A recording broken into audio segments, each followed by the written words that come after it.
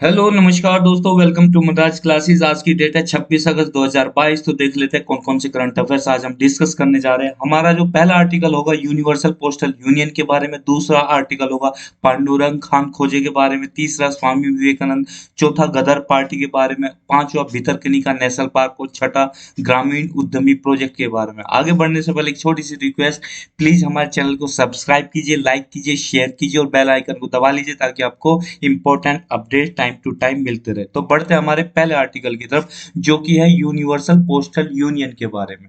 ठीक है, तो देखिए यूनिवर्सल पोस्टल यूनियन ये न्यूज में क्यों आया कि अभी क्या हुआ है कि यहाँ पे पहले पिक्चर में देख लीजिए, ये जो बिल्डिंग दिख रही है ना, ये है आपकी यूनिवर्सल पोस्टल यूनियन की बिल्डिंग। जैसा हमारा इंडिया का आपका डिपार्टमेंट ऑफ पोस्ट है, जो पोस्टल डिपार्टमेंट होता है, पूरा डिपार्टमेंट ऑफ पोस्ट संभालता है पूरे पोस्टल डिपार्टमेंट को। ठीक है, इंडिया पोस्ट को संभालता है। तो इसी तरह से पूरे वर्ल्ड में एक संस्था है, जैसे कि ट्रेड की पूरे वर्ल्ड में संस्था है, डब्ल्यूटीओ है। ठीक है, लेबर ऑर्गेनाइजेशन है, आईटीओ आईएलओ है, इंटरनेशनल लेबर ऑर्गेनाइजेशन है। इसी तरह की आपकी हेल्थ में है वर्ल्ड हेल्थ ऑर्गेनाइजेशन। इसी तरह की पोस्टल यूनियन बनाई गई जिसका नाम है यूनिवर्सल पोस्टल यूनियन। यहाँ पे बिल्डिंग है, ये बिल्डिंग कहाँ पे है? बर्न में है। बर्न कहाँ पे है आपका? ये क्या नाम, स्विट्जरलैंड में। ठीक है, यानी कि बर्न जो है स्विट्जरलैंड की आपकी कैपिटल होगी। तो ये यूनियन हो गई, इसकी ये यूनियन की बिल्डिंग होगी। तो अभी क्या है, जितने भी इसमें मेंबर कंट्रीज है, उनकी जो बैठक होती है उसे कांग्रेस बोला जाता है। ठीक है, तो ये 27 27वीं बैठक हुई है, यानी 27वीं कांग्रेस गठित हुई। कहाँ पे गठित हुई? आबिदजान में। आबिदजान कहाँ पे है? तो ये मैप देखिए, ये अफ्रीका का मैप देख रहे हैं ना आपको? अफ्रीका के मैप में बिल्कुल वेस्ट में, और वेस्ट में भी साउथ वेस्ट का आपका जो एक पार्ट है, ये कोस्ट डी आइवरी है। कोस्ट डी आइवरी अफ्रीका का एक आपका क्या है, पार्ट है।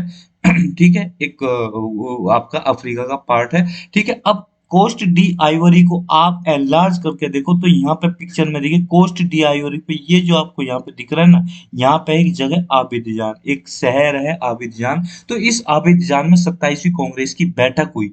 अब इस 27वीं कांग्रेस की जो बैठक हुई, इसमें क्या हुआ, कुछ फैसले लिए गए। कुछ फैसले क्या लिए गए, जैसे कि अब देखो, इसका एक अपना कॉन्स्टिट्यूशन है, उस कॉन्स्टिट्यूशन में कुछ आपका अमेंडमेंट किया गया। वो जो अमेंडमेंट किया गया उसे नाम दिया गया 11th एडिशनल प्रोटोकॉल।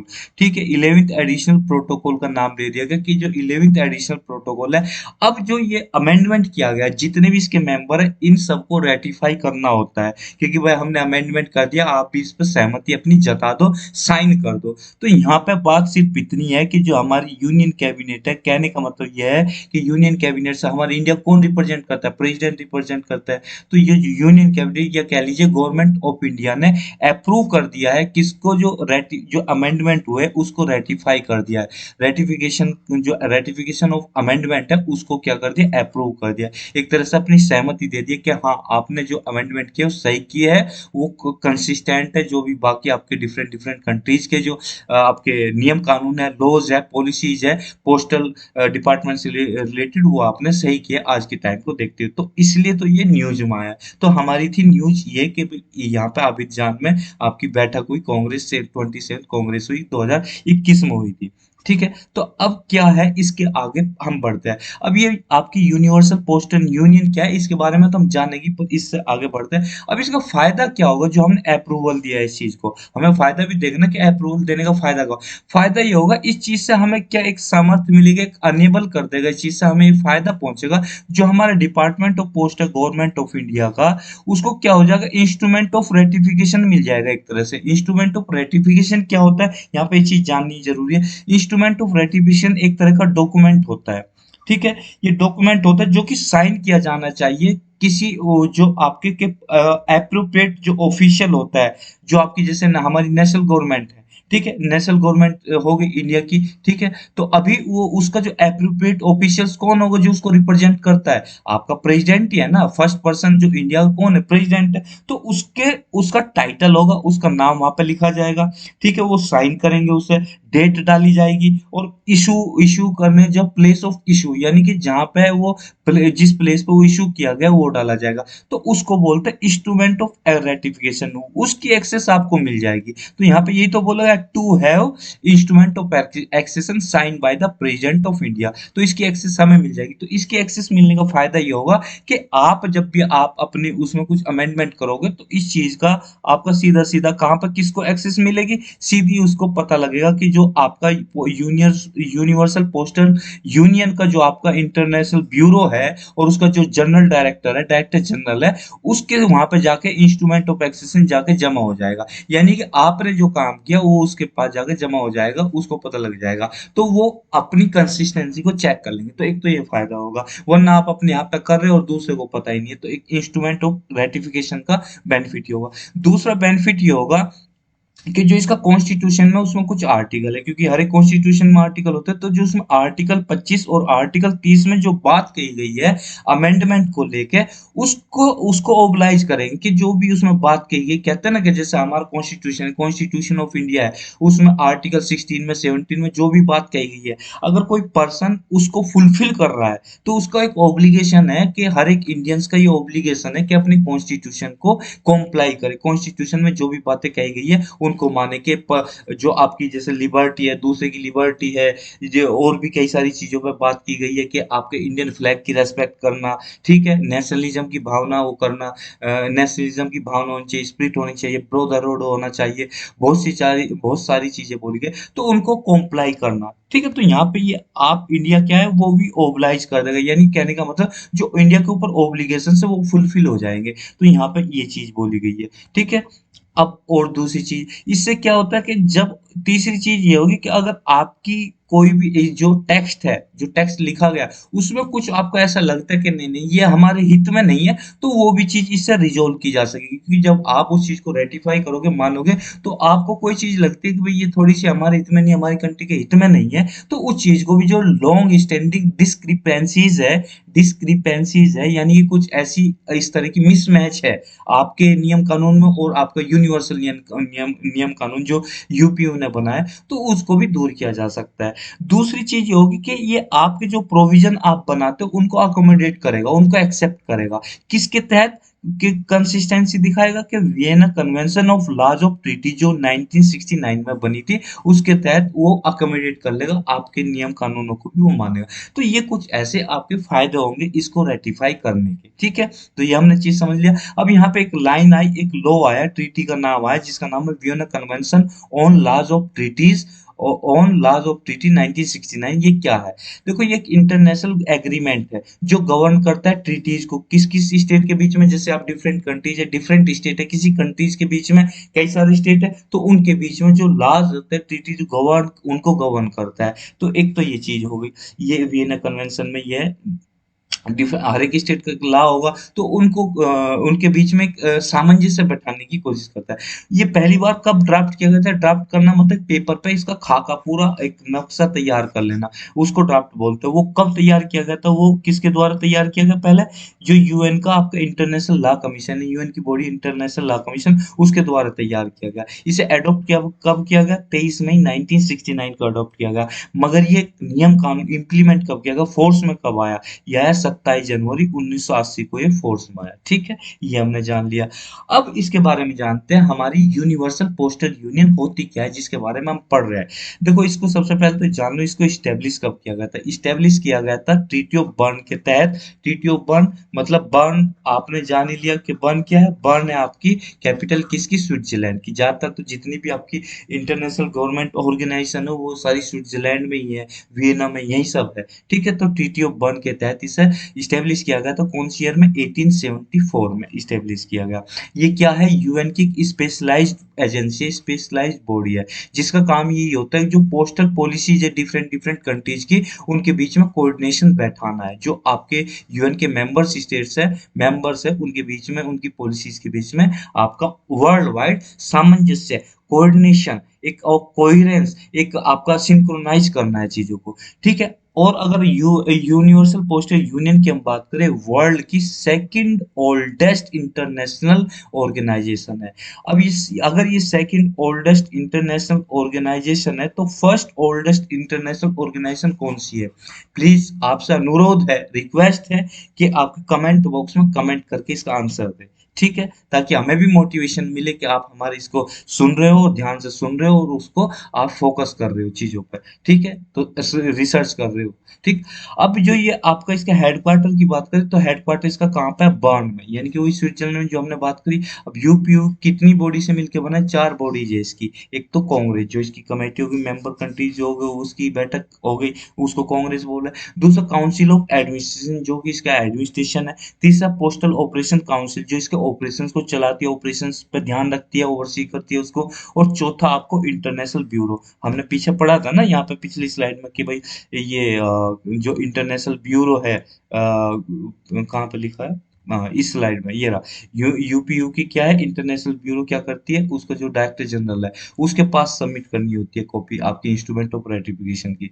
ठीक है, तो ये हमने देख लिया।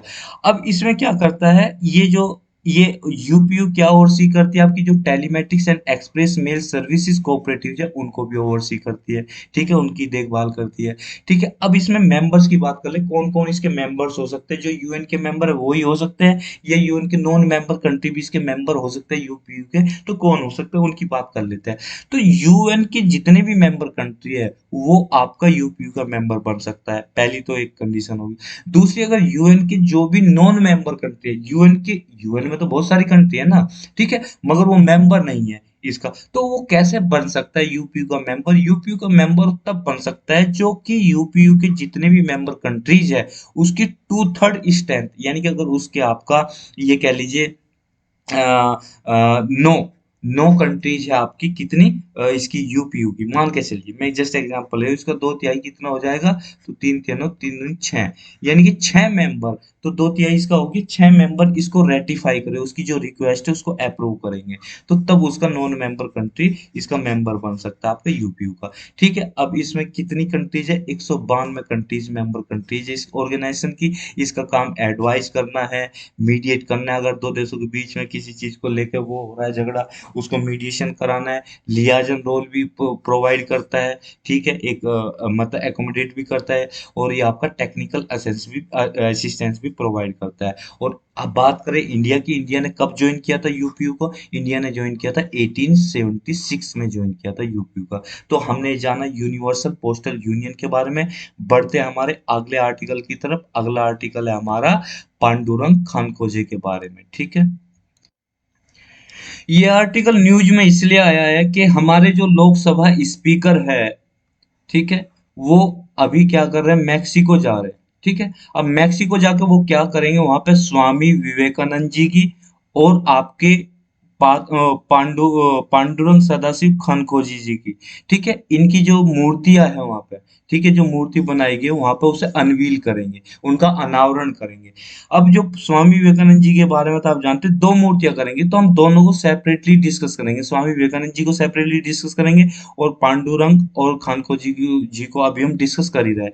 अब हम ये क्या है, महाराष्ट्र में पैदा हुए थे, ठीक है, फ्रीडम फाइटर थे, तो इनके बारे में और भी जानेंगे। इनकी जन्म और मरण तिथि जान लेते हैं। इनका जन्म 1883 में हुआ और इनकी मृत्यु 1967 में हुई।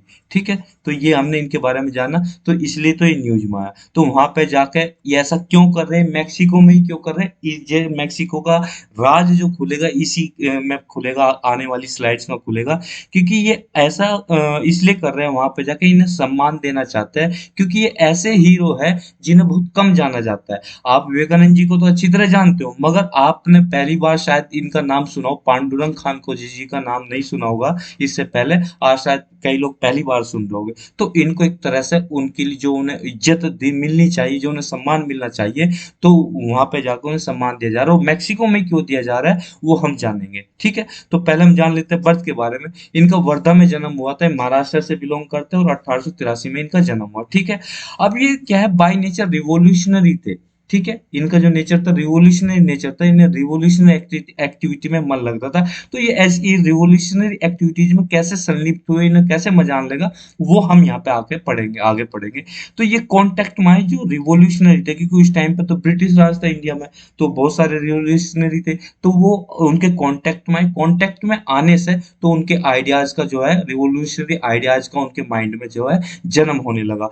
तो अब ये क्या है, एक हिंदू रिफॉर्मर थे हमारे जो बहुत बड़े स्वामी विद्यानंद सरस्वती जी थे और उन्होंने आर्य समाज की स्थापना की थी। तो आर्य समाज की स्थापना करके वो अपना आर्य समाज का मूवमेंट चला रहे थे, ठीक है, ऐसी एक्टिविटी कर रहे थे एक तरह से। तो उनका काम क्या था कि जो ये स्वामी दयानंद सरस्वती थे, तो उन्होंने मेन फोकस कर रखा था कि रिफॉर्म करना था समाज को, और जो हमारे सोशल इल्स थे, बुराइयां थी, उनको दूर करना था। तो जो रिफॉर्म करने के लिए उन्होंने बुराइयां दूर करने के लिए क्या है, आर्य समाज मूवमेंट चलाया था। तो उनके ये सहभागी बन गए, ठीक है, यानी कि एक तरह से इन्होंने लीड ले ली, आर्य समाज मूवमेंट की लीड ले ली, तो उसके हीरो बन गए स्टूडेंट ग्रुप, मेनली उनमें स्टूडेंट ही थे, तो उनके ग्रुप के जो जो बनाया था ग्रुप, उनके लीडर बन गए, उनके हीरो बन गए। तो इसको मूवमेंट को वो क्या करने लगे, लीड करने लगे, ठीक है। फिर जो खानको जी जी थे, ये फ्रेंच रिवॉल्यूशन से बहुत ज्यादा प्रभावित थे और अमेरिकन वार इंडिपेंडेंस से बहुत ज्यादा प्रभावित थे। तो इन दो वार्स ने भी, आगे कई सारे वार्स ने इन्हें प्रभावित किया, हम जानेंगे। इन दो वार्स ने इन्हें बहुत ज्यादा प्रभावित किया, जो उनकी विचारधारा थी, जिस विचारधारा पे लड़े गए थे, लड़े गए ये वार, ये रिवॉल्यूशन हुई थी, तो इनसे बहुत ज्यादा वो प्रभावित हुए खानको जी, पांडुरंग सदाशिव खानको जी, इनको पूरा नाम था, ठीक है। अब इन्होंने सोचा कि मुझे आगे अगर आगे बढ़ना, अपने देश के लिए कुछ करना है, तो इस चीज में ट्रेनिंग लेनी पड़ेगी, जो मिलिट्रिस्टिक स्ट्रेटेजी है उसके लिए ट्रेनिंग लेनी पड़ेगी, रिवॉल्यूशनरी जो मेथड्स होते हैं उनके लिए ट्रेनिंग लेनी पड़ेगी। तो मुझे विदेश में जाना पड़ेगा, जो वहां पे, क्योंकि इंडिया में आप ऐसा कर नहीं सकते थे, ट्रेनिंग नहीं ले सकते थे, क्योंकि वहां पे वो क्या करते, जेल में डाल देते थे। मगर आप यूएस में जाकर ऐसी एक्टिविटी फ्रीली कर सकते थे, वहां पे आप कैंपेन चला सकते थे। तो अब ये यूएस जाने की तरफ रुख करने लगे अपना। यूएस जाने से पहले ये मिले किनसे, बाल गंगाधर तिलक जी से मिले, क्योंकि उनसे ये बहुत ज्यादा इंस्पायर थे, बहुत ज्यादा प्रभावित थे उनकी विचारधारा से, उनके उनके व्यक्तित्व का इनके जीवन पर बहुत बड़ा प्रभाव है। तो विदेश में जाने से पहले, यूएस में जाने से पहले, ये दूसरे डायरेक्टली यूएस नहीं, दूसरे देशों में जाने से पहले पहले बाल गंगाधर जी से मिले, ठीक है। तो अब ये अपनी लाइफ को अब्रॉड की तरफ शिफ्ट कर देते हैं, अपना रुख अब्रॉड की तरफ कर लेता है। तो कानको जी अब्रॉड की तरफ ट्रेनिंग लेने के लिए चल दिए, ठीक है। अब ट्रेनिंग लेने जब ये चल दिए, तो पहले ही गए जापान, जापान जाकर वहां पे चीजें सीखी, ठीक है। फिर ये चाइना गए, वहां पे जाकर कई सारी चीजें सीखी। फिर जापान और चाइना जाने के बाद ये फाइनली इन्होंने अपना रुख कर लिया किसकी तरफ, यूएस की तरफ कर लिया। तो यूएस में जाके ये थमे, ठीक है, यूएस में जाकर थमे। वहां पे क्या है, जो स्टूडेंट्स, एग्रीकल्चर के स्टूडेंट थे, तो वो कॉलेज था, वहां पे इन्होंने एडमिशन ले लिया और वहां पे पढ़ने लगे। तो वहां पे ऐसे कई लोग उसके कांटेक्ट में आए। अब यहाँ पे क्या रोल आ जाता है गदर पार्टी का, देखो यहाँ पे हेडिंग डाल रखी, खान खोजी एंड गदर पार्टी। तो इसका क्या संबंध आ जाता है दोनों का। तो आप जानते हो कि यूएस में आपके लाला हरदयाल जी थे, जो अपना प्रोपेगेंडा चला रहे थे ब्रिटिश एम्पायर के अगेंस्ट। वहां पे वो क्या कर रहे थे, अपने विचारों को, अपने रिवोल्यूशनरी एक्टिविटीज को प्रोपेगेट कर रहे थे, फैला रहे थे। उनके अगेंस्ट एक तरह की विचारधारा को क्या है ना, वो पनपने दे रहे थे लोगों में, कि जो वहाँ पे इंडियंस थे वो इसको जाने और अपने देश के बारे में वो जाने कि भाई हमारे देश में ब्रिटिश किस तरह से कब्जा करके बैठे। तो उसके अगेंस्ट वो अपनी विचारधारा को मॉडिफाई करे और वो अपने देश के लिए लड़े, ठीक है, पढ़ लिख के और ट्रेनिंग लेके अपने देश के लिए लड़े। तो लाला हरदयाल सिंह जी ने क्या किया था, यूएस में आपकी पार्टी की स्थापना की, जिसका नाम था गदर पार्टी। लाला हरदयाल सिंह जी पंजाबी थे, और कई सारे पंजाबी, मोस्टली पंजाबियों ने मिलकर इसकी, जैसे कि सोहन सिंह भकना भी थे इसमें, तो ये मेन आदमी थे, लाला हरदयाल सिंह थे, और भी कई सारे आदमी थे जिन्होंने गदर पार्टी की स्थापना की। अब ये रिवोल्यूशनरी एक्टिविटीज को वहां पे प्रोपेगेट कर रहे थे। तो अब खानको जी भी उसी चीज को मैच करते थे, अब दोनों की मैचिंग हो गई। तो इसलिए ये क्या है, इनकी तरफ इनका टिल्टिंग हो गई, ठीक है, इनकी तरफ रुझान ज्यादा हो गया, गदर पार्टी की तरफ रुझान ज्यादा हो गया, ठीक है। तो यहाँ पे ये क्या कर, लाला हरदयाल सिंह जी उस टाइम पे क्या कर रहे थे कि स्टैनफोर्ड यूनिवर्सिटी में पढ़ा रहे थे, ठीक है। तो ये इनकी तरफ ये टीचिंग, मतलब ये क्या नाम, इनके टच में आ गए, ठीक है। अब ये प्रोपेगेंडा जो चला रहे थे वर्नाकुलर लैंग्वेज में, वहां पे इनसे बहुत ज्यादा प्रभावित किया। अब खान को जी क्या करे, मेंबर बन गए गदर पार्टी के। तो एक तरह से ये समझिए कि जो गदर पार्टी स्टेब्लिश हुई थी, एक तरह से फाउंडिंग मेंबर खान को जी भी खान खोजे भी थे, ठीक है ना। खान खोजे, जो पांडुरंग खान खोजे है, वो भी इनके क्या था, एस्टेब्लिश की थी गदर पार्टी 1913 में। ये भी एक तरह से फाउंडिंग मेंबर थे उनके, ठीक है। जो आप पिक्चर देख रहे हो खान खोजी जी की पिक्चर है, ठीक है। यहाँ पे एग्रीकल्चर में आगे चल के इन्होंने बहुत बड़ा नाम कमाया, उसके बारे में भी जानेंगे, ठीक है। तो अब यहाँ पे हम क्या करते हैं, आगे बढ़ते हैं। तो इन्होंने क्या, जो रिवोल्यूशनरी फाइट कर रहे थे ब्रिटिश के अगेंस्ट, वो इन्होंने जो इंडिया में चल रही थी, वहां पे यूएस में इन्होंने ट्रेनिंग ली और भी कई सारी एक्टिविटीज की, प्रसार किया, प्रचार किया रिवोल्यूशनरी एक्टिविटीज का, रिवोल्यूशनरी आइडियाज का। तो उसको वही लीड करने लगे, ठीक है। आगे बढ़ते हैं। अब यहाँ मैक्सिक मेक्सिको का कैसे कनेक्शन बना, पांडुरंग जी का और मेक्सिको का कनेक्शन कैसे बना। अब आप जानते हो कि जो यूएस है वहां पे मेक्सिको मतलब जो आपका नॉर्थ अमेरिका है वो एक अलग हो गया, और साउथ अमेरिका में आपका क्या हो जाएगा, यानी साउथ अमेरिका मिडल जो अमेरिका है एक तरह से आपको क्या आ जाएगा, इसमें मेक्सिको आ जाएगा। ठीक है, और आपका नॉर्थ अमेरिका का आपका बॉटम पार्ट ही हो गया। ठीक है, तो अब वहां पे ये जाता है मिलिट्री एकेडमी में, क्या है वहां पे जो मिलिट्री एकेडमी थी यूएस की खनकोजी, वहां पे जाके बहुत सारे मैक्सिकन पीपल से मिलते हैं। अब मैक्सिकन रिवॉल्यूशन हुआ था वहां पे 1910 में। मैक्सिकन रिवॉल्यूशन इसलिए हुआ क्योंकि वहां पे डिक्टेटोरियल रेजिम था, डिक्टेटरशिप थी, तो वहां के लोगों ने के रिवॉल्यूशनरी विचारधारा थी, तो उन्होंने जो डिक्टेटरशिप थी उसको उखाड़ फेंका था। तो अब पहले से ही वो क्या नाम रिवॉल्यूशनरी विचारधारा के आदमी है पांडुरंग जी, तो उनको ये चीज बहुत पसंद आई, तो वहां पे बहुत ज्यादा प्रभावित हुए, इंस्पायर कर गया मैक्सिकन रिवॉल्यूशन जो 1910 में हुआ था, तो इसलिए वहां पे जाके जुड़ गए वहां के मैक्सिकन लोगों से। ठीक है, अब ये भिगाजी कामा जी से भी मिले, भिगाजी कामा जो थी पेरिस में रहती थी, तो उनसे भी जाके मिले, व्लादिमीर लेनिन से मिले रशिया में जाके। तो ये क्योंकि इनकी सारी रिवॉल्यूशनरी एक्टिविटीज थी ना, तो ये रिवॉल्यूशनरी विचारधारा के लोग थे, तो वहां जाके और भी कई सारे लोगों से मिले। उन्होंने इनसे सपोर्ट की मांग की कि हमारे जो इंडिया की इंडिपेंडेंस में आप सपोर्ट प्रदान कीजिए हमें। ठीक है, तो इस तरह से वहां पे जाके क्या करने लगे मैक्सिको में, एट द एंड इन्होंने वहां पर शेल्टर ले लिया और वहां पे जाके रहने लगे, और वहां पे जाके वो अपनी रिवोल्यूशनरी एक्टिविटीज का क्या करने लगे, निर्वहन करने लगे एक तरह से। अब मैक्सिको में इनकी लाइफ कैसी थी, तो मैक्सिको में इन्होंने कई सारे फ्रेंड्स बना लिए अपने, तो वहां पे ये मैक्सिको में जैसे ये इनके जान पहचान हो गई, एक नाम कमा लिया, तो नेशनल स्कूल ऑफ एग्रीकल्चर जो कि चिपेंगो में है, ठीक है, जो कि मेक्सिको की सिटी है, वहां पे इन्हें प्रोफेसर की क्या जॉब मिल गई। तो वहां पे इन्होंने अब जो प्रोफेसर की जॉब मिल गई जो कि एग्रीकल्चर स्कूल था, तो इन्होंने ऐसी वेराइटीज बनाई कॉर्न की, व्हीट की, पल्सिस की, रबर की, कि जो कि फ्रोस्ट और ड्राउट का बहुत ज्यादा उन पर प्रभाव नहीं पड़ता था, कि ड्राउट रेजिस्टेंट थी और फ्रोस्ट रेजिस्टेंट थी, कि सर्दी में बहुत ज्यादा फर्क नहीं पड़ेगा और ना ही गर्मी में उन पर बहुत ज्यादा फर्क पड़ेगा। तो एक तरह का बहुत बड़ा रिवोल्यूशन था एग्रीकल्चर के फील्ड में। तो जैसे कि माना जाता है इंडिया में कि नॉर्मन बोरलो जो थे वो उन्होंने ग्रीन रिवोल्यूशन लेके आए।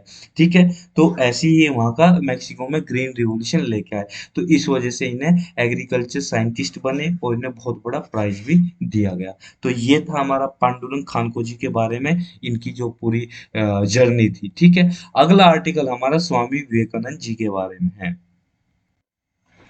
हाँ, तो ये जो हमारे स्वामी विवेकानंद जी का अब न्यूज में क्यों आए स्वामी विवेकानंद जी, वो तो हम अब बता ही चुके कि भी इनकी जो मूर्ति है मैक्सिको में अनवील की जा रही है, किनके साथ, जो आपके ये थे पांडुरंग जी थे, ठीक है, उनके साथ अनवील की जा रही है। ठीक है, तो इनके बारे में पढ़ लेते हैं जल्दी जल्दी। इनका ओरिजिनल नेम क्या था, नरेंद्र नाथ दत्ता था। इनका जन्म क्या है, 12 जनवरी 1863 में हुआ था। और इनके जन्म दिवस को ही सेलिब्रेट करने के लिए हम हर साल नेशनल यूथ डे मनाते हैं। और ये क्योंकि यूथ आइकन है, आपके जो स्वामी विवेकानंद जी है यूथ आइकन है, क्योंकि यूथ इनसे प्रभावित होता है। मुझे नहीं लगता इस वर्ल्ड में, वर्ल्ड चलो वर्ल्ड का छोड़ दीजिए, आप इंडिया की बात की, इंडिया में कोई ऐसा बंदा या ऐसी लड़की होगी जो इनसे प्रभावित ना हो, इनके व्यक्तित्व से, इनके पर्सनैलिटी से, इनके आइडिया से प्रभावित ना हो। तो इसीलिए ये यूथ के आइकन है, तो इसलिए नेशनल यूथ डे हर साल मनाया जाता है। कब मनाया जाता है, 12 जनवरी को मनाया जाता है हर साल। ठीक है, 1893 में जो कि महाराजा अजीत सिंह थे, कहाँ के थे वो, खत्री स्टेट के थे, उन्होंने इनको नाम दे दिया क्या, विवेकानंद।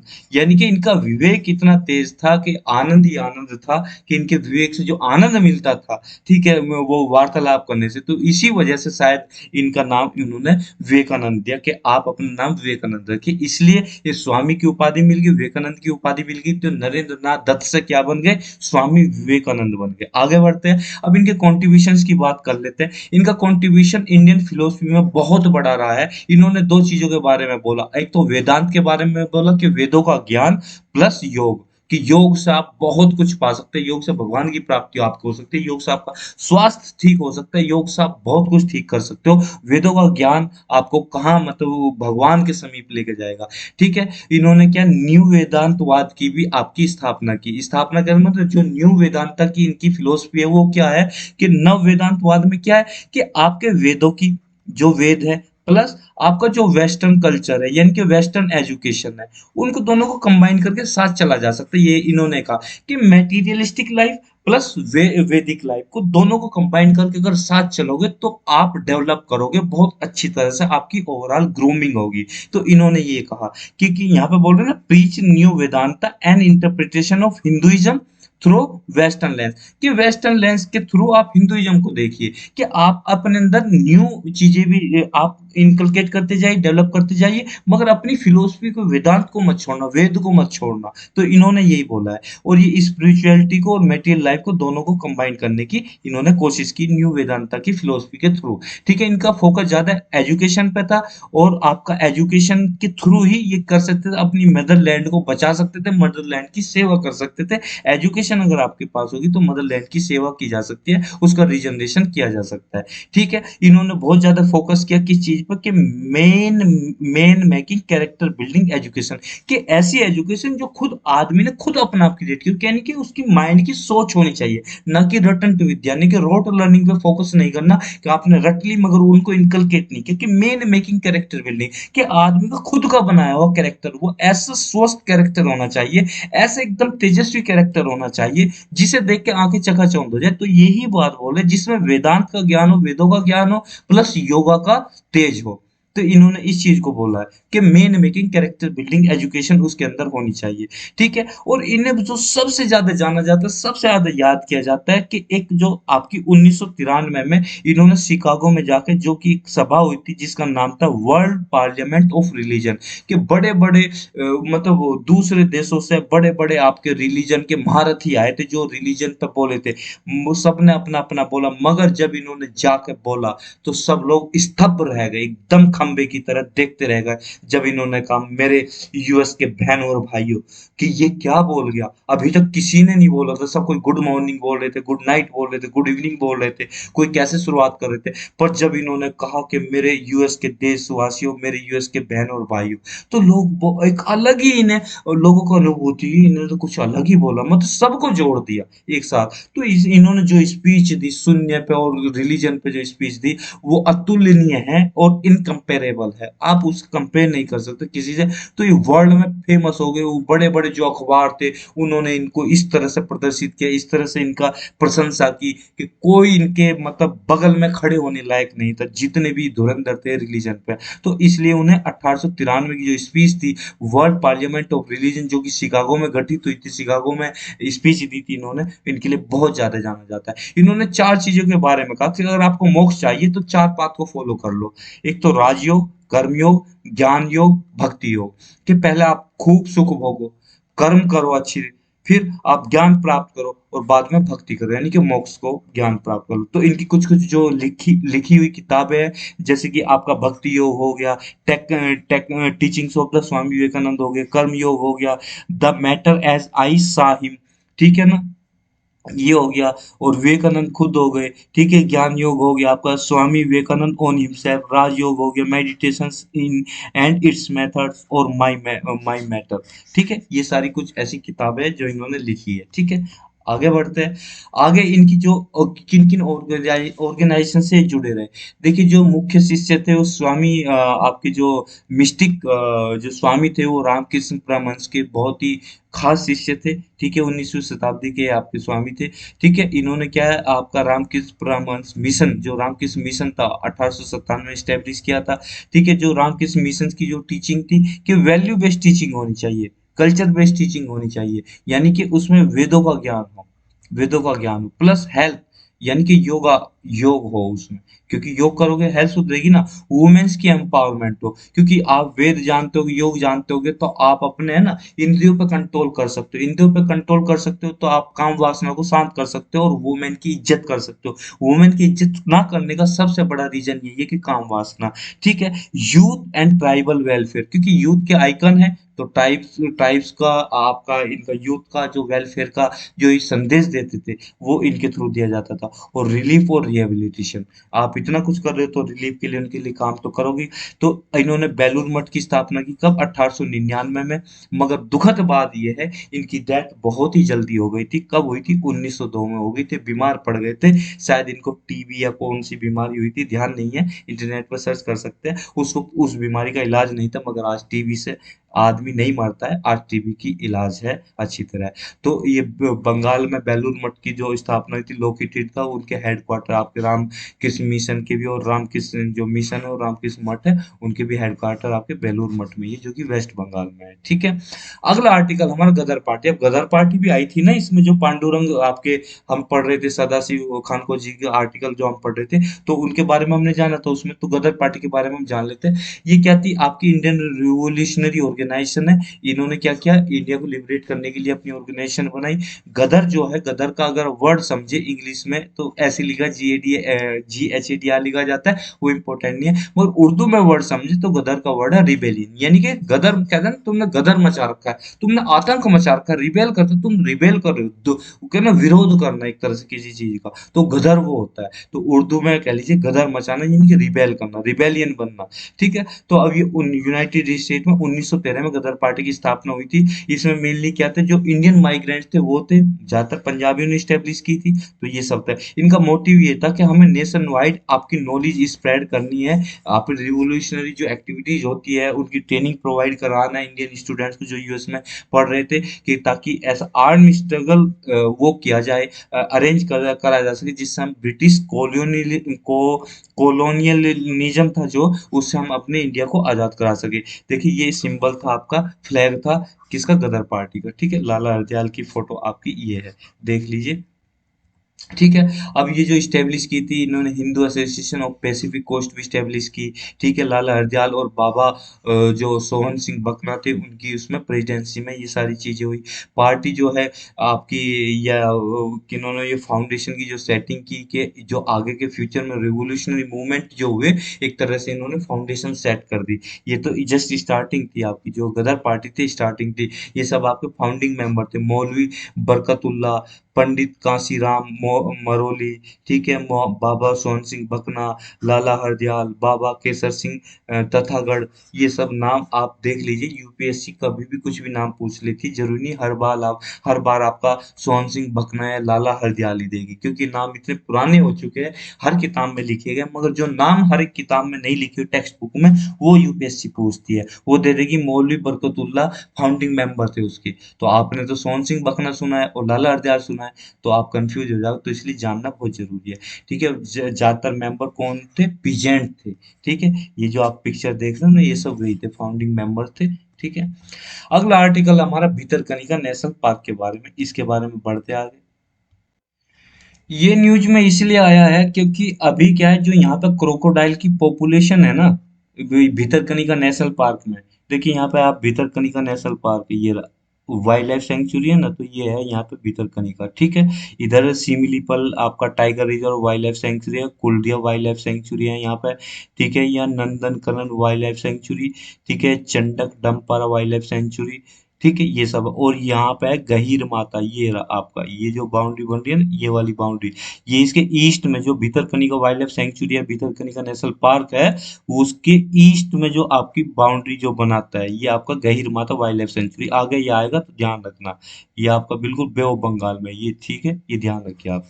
ठीक है। तो ये न्यूज में इसलिए है कि यहाँ पर क्रोकोडाइल की पॉपुलेशन सेचुरेशन पे पहुंच चुके हैं, इसमें बीएनपी में, बीएनपी हम बोलेंगे शॉर्ट फॉर्म में, आपका भितरकनिका नेशनल पार्क में, ये आपकी पूरी पॉपुलेशन उस पर पहुंच चुकी है। जब कहीं कोई चीज पूरी अपने उस पर पहुंच जाती है, पीक पर पहुंच जाती है, मैक्सिमम लेवल पर पहुंच जाती है, तब उससे वो ओवरफ्लो होने लगेगी। तब जब ओवरफ्लो होने लगे, कहने का मतलब यहाँ पे क्रोकोडाइल मैक्सिमम हो गई, तो अब क्या, क्रोकोडाइल इधर उधर बाहर भागना शुरू कर देंगे, क्योंकि यहाँ पे तो पॉपुलेशन इतनी ज्यादा होगी। तो अब जहाँ पे आपका हैबिटेट है आदमियों की, तो वहां पे जाएंगे, तो आदमी और जानवरों का क्या है, क्लैश होगा, लड़ाई होगी। तो कई बार आदमी जानवर पे भारी पड़ेगा, कई बार जानवर आदमी भारी पड़ेगा। तो ऐसे कई केस देखने को है, 5-7 आदमी क्रोकोडाइल खा गया, कई मतलब और लगभग 20-25 क्रोकोडाइल मार दिए गए आदमियों के द्वारा। तो ये आपका कॉन्फ्लिक्ट देखने को मिल रहा है सैचुरेशन पर पहुंचने की वजह से, इसलिए ये भितरकनिका नेशनल पार्क न्यूज में आया। तो आगे बढ़ते हैं। अब यहाँ ये बड़ा पिक्चर, बड़ा ग्राफ इसलिए दिखाया ताकि आप देखो, ये था आपका गहीर माता, ठीक है, गहीरमाथा मरीन वाइल्ड लाइफ सेंचुरी। जो इसका इस वेस्ट पार्ट है ना, ये आपका ये यहाँ पे क्या हो गया, यहाँ पे आपका हो गया कि भीतरकनिका नेशनल पार्क। भीतरकनिका की नेशनल पार्क ईस्ट से ये बाउंड्री बनाता है। ठीक है, ये चीज ध्यान रखने वाली बात है। तो ऐसे तो यहाँ पे सिंपलीपल हो गया, ये वाला सिंपलीपल हो गया, ठीक है आपका। तो यहाँ पे गहीरमाथा हो गया, ठीक, ये आपका भीतरकनिका हो गया, ये आपका चिल्का लेक हो गया यहाँ पे, ये नंदनकनन हो गया ये वाला, ठीक है, ये आपका सतकोश या जॉर्ज हो गया। तो ये बहुत सारी चीजें जो कि बहुत बहुत इंपॉर्टेंट है, जब भी आएंगे हम इन्हें देखेंगे। तो ये आपका जो टाइगर देख रहे हो, ये क्रोकोडाइल की, सॉरी टाइगर नहीं, क्रोकोडाइल देख रहे हो, ये इनकी पॉपुलेशन बहुत ज्यादा बढ़ गई है। ठीक है, तो अब इसके बारे में जान लेते हैं। जो कितने एरिया में फैला हुआ है, 672 स्क्वायर किलोमीटर के एरिया में फैला हुआ है, ये उड़ीसा में, ये देख लिया। ये आपका इंडिया का सेकंड लार्जेस्ट मैनग्रोव इकोसिस्टम है। ठीक है, ये पढ़ लिया हमने। इसमें जो बहुत सारे क्रीक्स है, बहुत सारी कैनाल्स है, जिन कैनाल्स की वजह से क्या है, आपका पूरा इसमें बाढ़ आई हुई रहती है। कौन कौन सी कैनाल्स है आपकी, आपकी नदियां है, कैनाल्स है, छोटी या बड़ी, जैसे ब्राह्मणी रिवर है, भितरनी भितरानी रिवर है, धमरा रिवर है, पाठशाला रिवर है। ये सब रिवर्स आपकी यहाँ पे एक तरह से बाढ़ का काम करती है, आइनंडेट कर देती है। आइनंडेट का मतलब है कि बाढ़ ला देना, पूरा पानी से भर देना। तो पूरा का पूरा ये पूरा नेटवर्क जो क्रीक से पानी से भरा, क्रीक का मतलब होता है दो मिट्टी के बीच, दो आपकी अर्थ, मान लीजिए पूरी अर्थ, और अर्थ के बीच में क्रैक आ गया, उसमें पानी भरा हुआ है, और वो जाके समुद्र से आपका जोड़ रहा है, किसी ऐसे उससे जोड़ रहा है जो पानी का आपका रिसोर्स है, तो उसको क्रीक बोलते हैं। ठीक है, तो इसकी बे ऑफ बंगाल से जाकर जुड़ रहा होता है, बिल्कुल, क्योंकि इसकी तो ईस्ट जो है बे ऑफ बंगाल से जाकर जुड़ा हुआ है ना। तो प्रोक्सिमिटी का मतलब है समीपता, तो समीपता बे ऑफ बंगाल होने की वजह से आप जानते हैं बे ऑफ बंगाल में बहुत ज्यादा साल्टी मिट्टी है, बहुत ज्यादा वहां पे मिनरल्स है, बहुत ज्यादा वेजिटेशन होती है। तो वर्ल्ड का एक है ना सबसे बड़ा मैनग्रोव आपका वहीं पे देखने को मिलता है, बे ऑफ बंगाल में। ठीक है, जो सुंदरबन है। ठीक है, तो वहां पे एनरिच करती है ये सारी चीजें, स्पीसीज भी बहुत ज्यादा मिलेगी। तो एक बहुत बड़ा ब्रीडिंग प्लेस बन जाता है, किनके लिए, जो साल्ट क्रोकोडाइल, वाटर क्रोकोडाइल से, उनके लिए आपका ब्रीडिंग प्लेस बन जाता है ये भितरकनिका नेशनल पार्क। तो अब यहाँ पे बहिर्माता, ओ गहीरमाथा जो बीच है, जो मैंने आपको वहां पे पिक्चर में दिखाया था, ये क्या बाउंड्री बनाता है, सेंचुरी से, जो आपकी भितरकनिका नेशनल पार्क है या भितरकनिका वाइल्ड लाइफ सेंचुरी है, उसके ईस्ट से ये क्या बाउंड्री बनाता है। और ये क्या है, लार्जेस्ट कॉलोनी है किसकी, ओलिव रिडले टर्टल्स की। ओलिव रिडले टर्टल्स क्या क्या हैचिंग के लिए आते हैं ये गहीरमाथा बीच पे। देखो ये गहीरमाथा बीच है, यहाँ पे टर्टल के वो आपके हैचिंग के लिए आते हैं, इनके बच्चे दे के उन्हें छोड़ के चले जाते, फिर उनकी हैचिंग करते हैं। ठीक है, वो पैदा होते हैं, फिर वो पानी में घुस जाते हैं। ठीक है, इस तरह से। दूसरी यहाँ पे एक यूनिक फीचर क्या देखने को मिलता है, यहाँ पे बागा घाना, या कहते हैं हीरोनरी, जो ये आप यहाँ पे पक्षी देख रहे हो ना, इन्हें हीरोन बर्ड बोला जाता है। तो कई टाइप की हीरोन बर्ड होती है, तो यहाँ पे हीरोन बर्ड आपका जो सूरजपुर क्रीक है वहां पे पाई जाती है।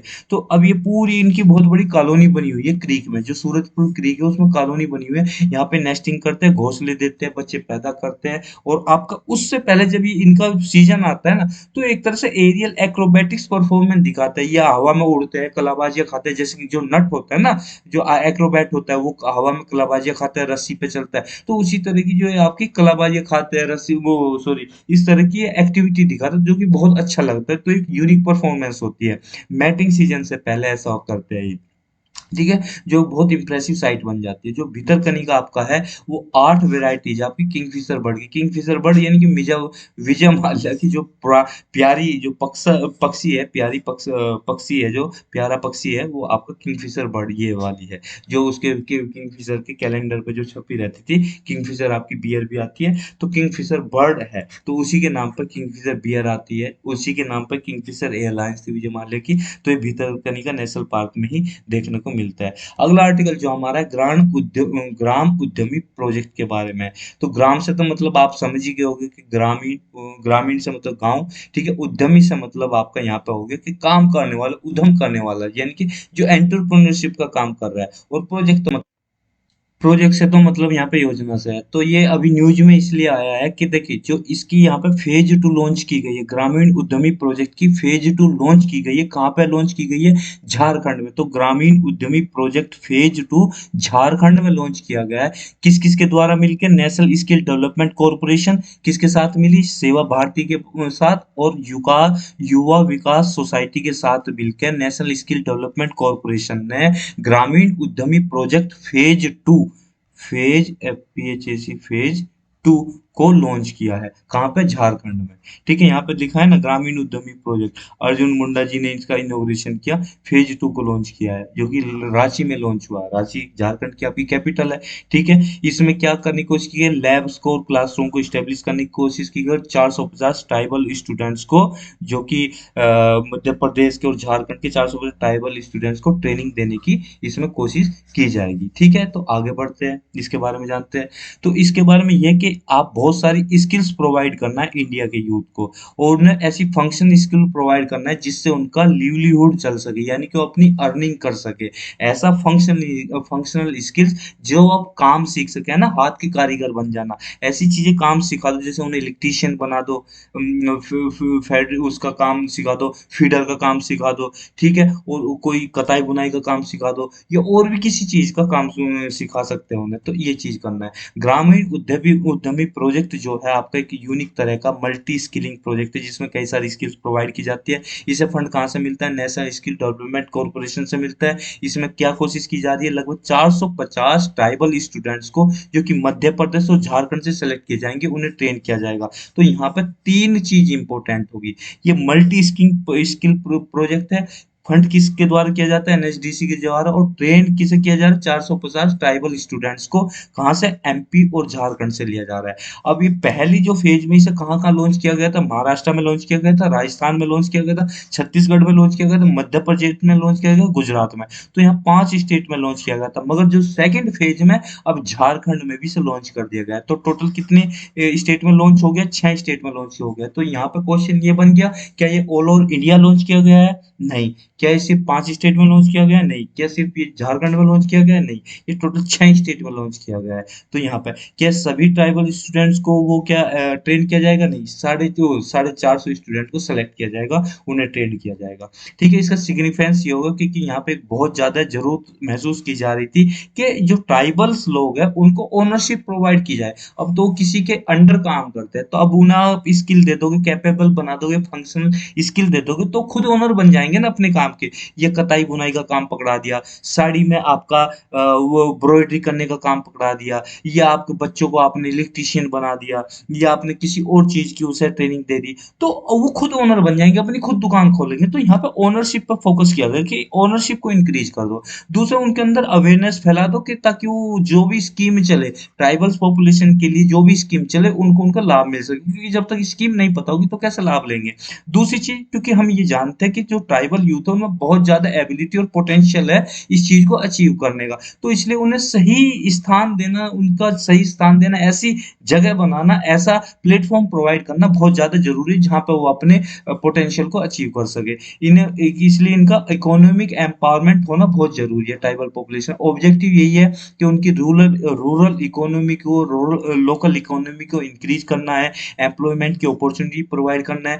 फोर्स माइग्रेशन, जो कि फोर्स माइग्रेशन किस वजह से होता है कि भाई वो अपॉर्चुनिटी कम है, दूसरी जगह जाना पड़ रहा है, दूसरी स्टेट में जाना पड़ रहा है, हमारे झारखंड से दिल्ली में जाना पड़ रहा है, या महाराष्ट्र में जाना पड़ रहा है, तो उसको रिड्यूस करना है, उसको रोकना है।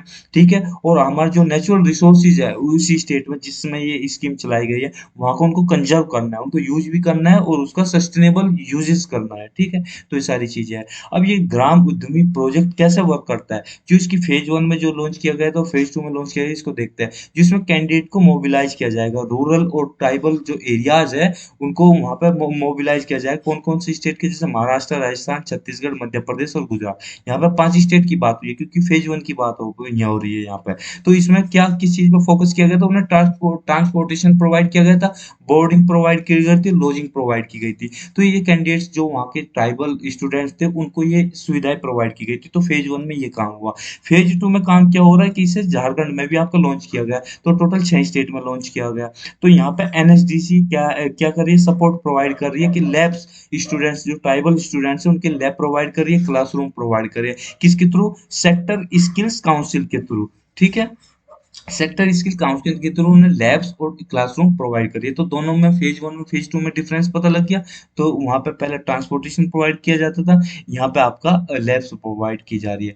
अगले आगे हम पढ़ते कि जो ट्रेनिंग में किस तरह से जॉब रोल्स होंगे। इलेक्ट्रीशियन बनाया जाएगा उन्हें, सोलर पीवी जो फोटोवोल्टिक इंस्टॉलेशन टेक्नीशियन बनाया जाएगा, इस तरह की उन्हें जॉब प्रोवाइड की जाएगी।